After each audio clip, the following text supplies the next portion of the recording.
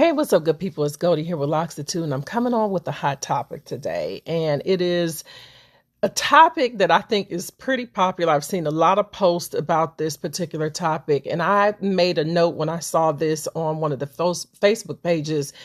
I made a note to myself to come back and talk about this because I don't think that it has really been addressed out in social media, like on this type of platform where a consultant or loctician actually comes in and weighs in on this topic in depth. And the topic is what happens when you go to a transfer loctician. You're switching locticians. They do an assessment and they make the recommendation for you to either cut off your locks and start all over, or to take down your existing locks and start over versus going through and getting repairs done. And I know I've seen lots of posts like this over the years, and I know that this particular person that posted about it was very upset and heartbroken because she just was not expecting that type of feedback from this professional that made the recommendation. And the subsequent comments that were following, this post kind of alluded to the idea that maybe the consultant or the loctician was shady. And I thought that was really interesting because as a consultant or loctician, I can think of a few reasons why a recommendation would be made for a person to start over.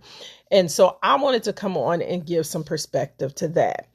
Now, first and foremost, this is just my opinion. I can only go off of what my reasoning would be for why I might recommend that someone start over with their lock journey.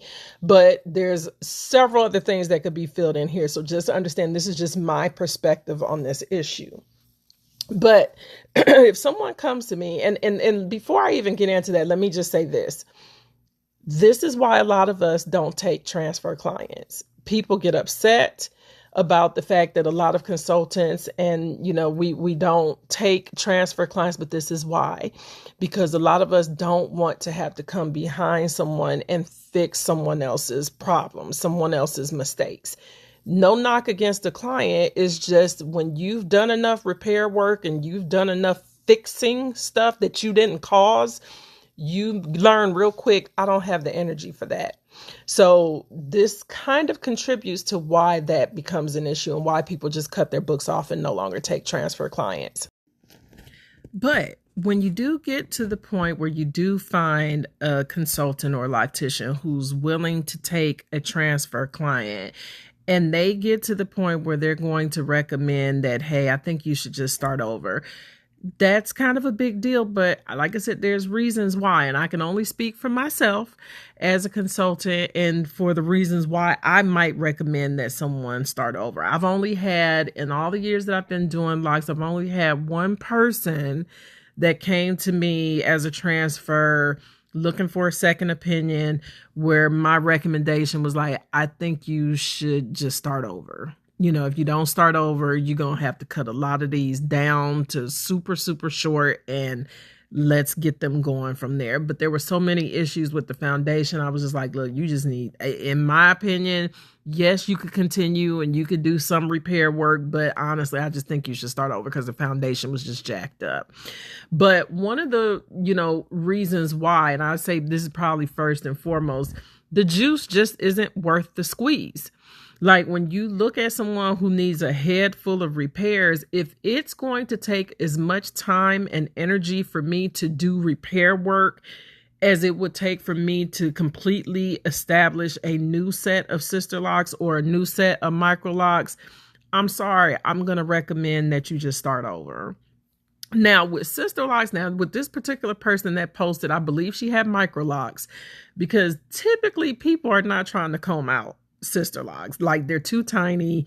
Depending on how long the locks have been in there, they're like, it's ridiculous. Like it could take weeks to take, Sisterlocks down. It's not saying that you can't, but for the work and effort, a lot of people just opt to cut their locks off. But I'm thinking this person had Microlocks, and what she referenced was holes, a lot of holes. I didn't see any references to locks being combined inappropriately or bunching or anything like that. But bunching is a beast. In that one instance where I referenced, telling the girl that I thought it was just best for her to start over. She has so much bunching. There was like nothing that could be done. That hair, she had been locked for a few years, and the bunching was just beyond anything that I had seen before. And I was not willing to do the work. So when I say the juice is not worth the squeeze, if you're going to spend more on repair work than what I would charge you to do a whole new set of locks, I'm just going to recommend that. Yeah. And plus the time, because at the end of the day, I don't want to put good work on top of bad work. So if the foundation is not solid and I go through and I do all these repairs, the foundation there's still possibilities for things to go wrong, for things to still not be the way they need to be, or not have the look that the client is ultimately going for. So I choose to believe that most consultants and locticians are not going to make a recommendation of something so drastic without there being some serious thought being put into it and weighing the pros and cons of doing so. The second thing is repair work, depending on the nature of what it is you have to repair, it literally disrupts the locking process. So in a lot of people that need extensive repairs, it's usually throughout the shaft of the lock. You've got spots where you've got holes and you've got loose spots and you've got bunching. So you're going to have to break up some stuff, even if the hair has already started to mature and mat. You're going to end up breaking up some of that stuff, which can cause some hair loss, okay, and can thin and make the lock weaker. So sometimes it is just better to just cut, to a good point where you can comb out and detangle and still have a good healthy base. Maybe you might have to wait a little bit longer for the hair to grow out and get healthy, condition it for a couple months, but you would be so much better for it than trying to put, like I said, good work on top of bad work. So that's something to think about. People don't talk about this enough. It's like, yeah, everybody's showing content of them doing repair work or whatever, but they're not talking about it. It resets the clock. If I got to go in and clean up holes and gaps and recreate a foundation, I'm disrupting everything. So it's just like you back at day one anyway. So if you're trying to retain length, that's one thing, but you can still sometimes cut some of the locks and still detangle and still be able to retain a healthy length. And then the last thing is just repairs are a lot of work. They take a lot of time and energy. And I know I don't want to spend that type of time doing repair work. I don't want to. So, I personally don't accept repair jobs. I do a onesie or twosie with the clients that I have, but I'm not spending hours and sessions doing repair work. It's just not something I want to do. Now, some people specialize in that, and that's all they do. And it's a good field to get into because there's a need for it. So if you have the money and the patience to let someone go through and repair, if they're going to regrid and do reconstructions, it's just like getting a new install. So you might as well go ahead and just start fresh and let them give you a proper grid anyway. Now, the one thing I will say about this, and I know I'm all over the place, how did you end up at this person's chair? Like, how did you end up in their chair? Was it a word of mouth recommendation? Was it you've seen their work and you love their work and you've seen clients and, they come highly recommended? There's a reason how you ended up in this person's chair. And there's a reason why you chose to give them a chance, because something about their work made you feel like, hey, this is the person that I think can help me. So if you trust their expertise, if you've seen their work and they've been vetted, don't get mad because they're telling you the truth. Okay, this is what I'm trying to get people to understand. People get upset, and like I said in the comments, they were going in, this person is being shady or they're just being lazy and they don't want. No, like maybe it just is legit that this person understands that the amount of work that it would take to get your hair looking good, you might as well go ahead and start over. And that way, you're getting exactly what you need and you're starting with a good foundation. So I would respect the person more for telling me the truth, even though they know I'm not going to be happy with what they tell me. I respect you because you're telling me the truth and you're looking out for my best interest at the end of the day. And I think this is what a lot of people in this lock community, this is why so many of us are tired. This is why a lot of us have stopped taking new clients, because we are tired of dealing with the nasty attitudes that come with telling the truth, giving people real information that they really don't want to hear. You know, we laugh and we joke about Jack Nicholson and people, oh, you can't handle the truth.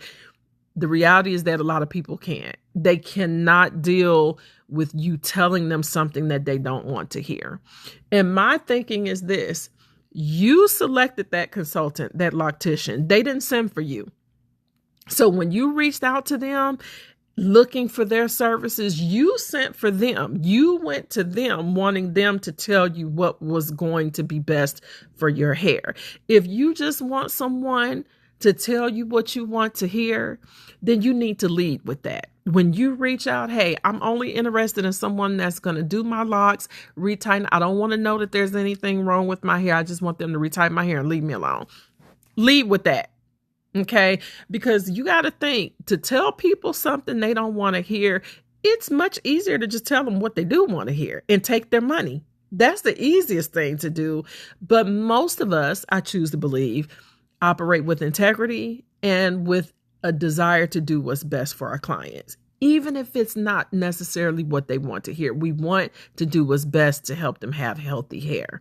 So I'm just saying, if you're not really wanting the truth and you don't want someone to really advise you on what is best based upon their professional expertise, their experience, then lead with that and tell people, I only want someone that's going to do X, Y, Z, and then see what you get. Okay. So let's just really look at this process, that the consultation is there to help both the client and the practitioner. Okay. It doesn't have to be a negative experience. And sometimes we may get information that we don't want, but ultimately, what is the intent? Is the intent to help or to harm? Okay. And a lot of you guys know that y'all done let some people mess up your hair. So why we act surprised when somebody tells you, no, those aren't Sisterlocks, or someone tells you, no, blah, blah, blah. Why are we getting mad when we knew we cut corners to get our hair locked in the first place? Now, there's a handful of people that really did get duped. They thought they were getting one thing. They thought they had vetted the person or whatever, and they were still shady or whatever.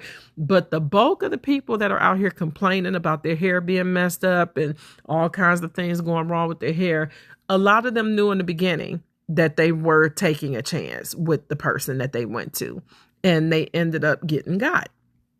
Okay. So I'm just the messenger. I'm just giving you the loctician's perspective. Take it or leave it. But it doesn't matter to me. I'm just trying to help people understand that, look, if someone recommends that it's time to start over, it may really be time to start over. Get your second opinion. Okay. But if 2 or more people are telling you like, yeah, you probably just need to go ahead and start over, that's not personal. That's just people giving you their professional opinion based upon their experience. So take it or leave it.